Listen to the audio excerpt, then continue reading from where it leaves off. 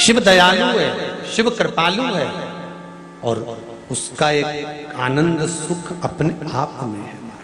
अपने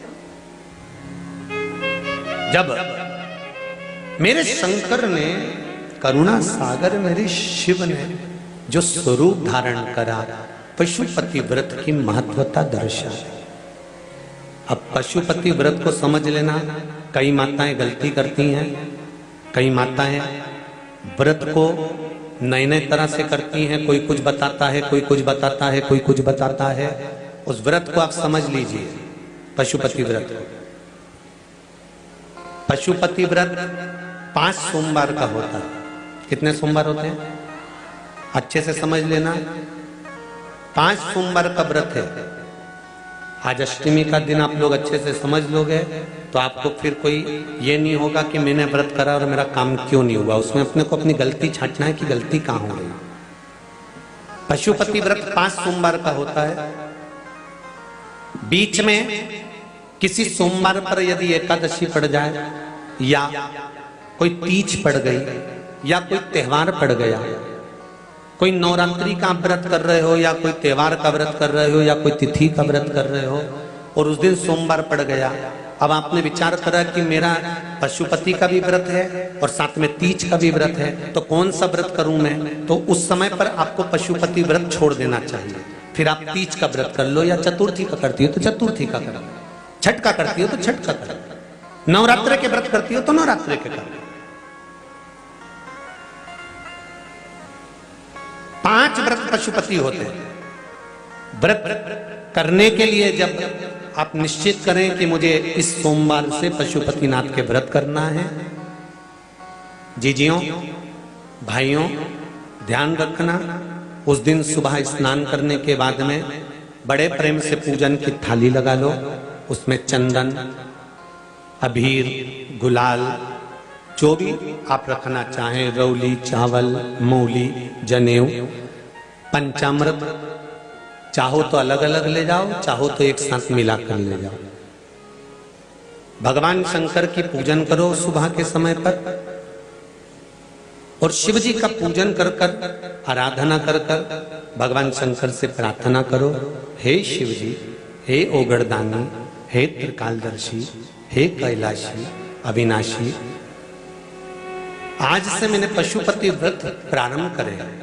बाबा मेरा ये व्रत इस कार्य के लिए मैं कर रही हूं, आप स्वीकार करना। बाबा को निवेदन करना। पूजन का सामान थाली में उतना लेकर जाना कि सुबह भी काम आ जाए और शाम को भी काम आ जाए। अलग से पूजन का साहित्य में शाम को अलग से नहीं रखना। थाली में उतना ही रख के ले जाओ जितना सुबह भी काम आए और शाम को भी काम आए।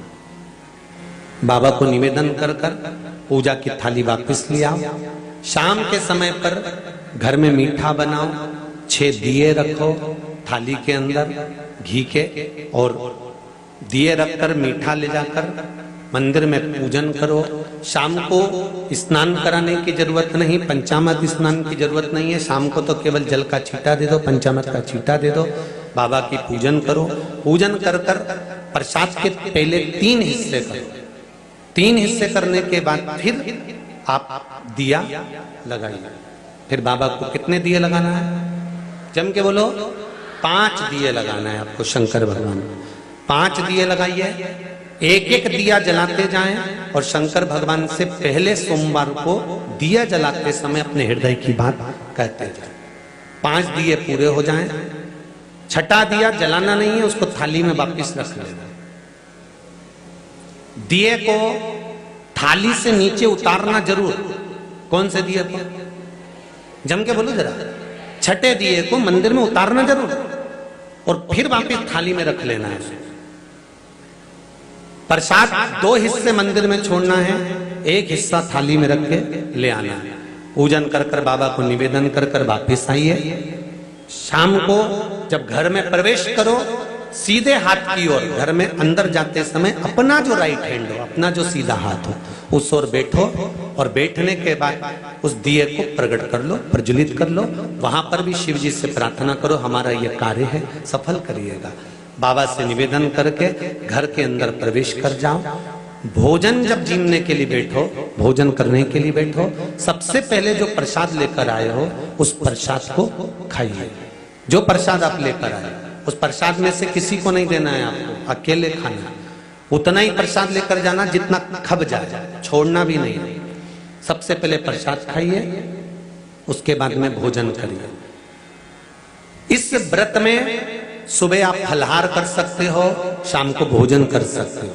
भोजन में ये जरूरी नहीं है कि मीठा ही खाना है, नमकीन भोजन भी कर सकते हो। बस मीठा कब खाना है, जब प्रसाद का एक हिस्सा लेकर आओ, वो एक हिस्सा आप खाओ। उसके बाद में जब भोजन करो तो नमक का करो, कोई मना नहीं, मिर्ची का करो, पर उसमें दिखावा ना करो और भोजन करें। ऐसे 5वां जब सोमवार आ जाए, बीच में अगर कोई सोमवार छूट भी जाए तो व्रत करना, पूजन मत करना। कोई रजो धर्म आ गया, रजस वाला धर्म आ गया, कोई कार्य आ गया तो उसमें पूजन करना, पूजन नहीं करना है, उसमें व्रत जरूर करना। और जब 5वां व्रत रहे,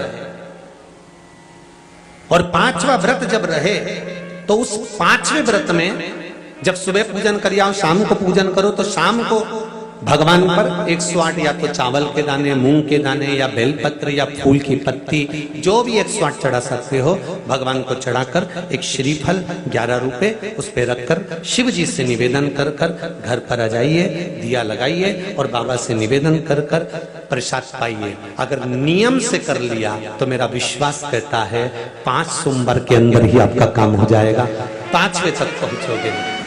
ये शिव कृपा।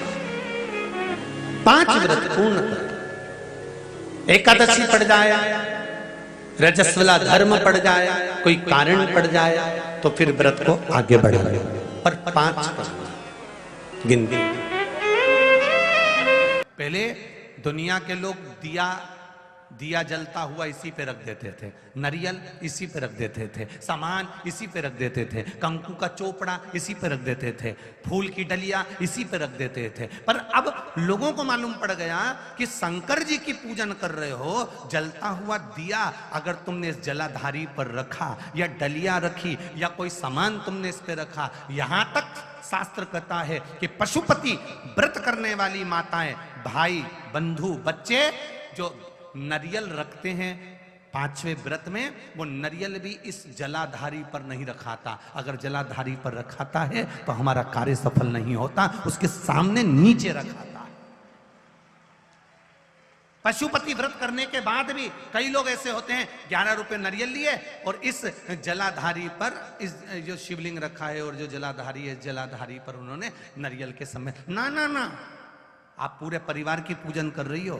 ये पार्वती जी है, यहाँ गणेश जी, यहाँ कार्तिकेय, बीच में अशोक सुंदरी, ऊपर से जो बूंद बूंद जल गिर रहा है वो जया, विषहरा, सामरीमारी, दौतली, देव, शंकर जी की 5 लड़कियां हैं। तुम्हें ज्ञात हो गया कि ये शिवलिंग है, तो तुमने जो जल रखा है, तुमने जो जल विराजमान करा है, तुमने जो जल चढ़ाया, कि सब पर उस जल को चढ़ाया है, सब पर। तो जो दिया रख रहे हो, जो डलिया रख रहे हो, जो सामग्री रख रहे हो, वो थोड़ा दूर, अर्थात इस जलाधारी से वो दूर होना चाहिए, नीचे जमीन पर होना चाहिए, जिससे मेरे देवाधिदेव महादेव अकेले को वो श्रीफल नहीं, तुमने उनके पूरे परिवार को श्रीफल प्रदान किया है।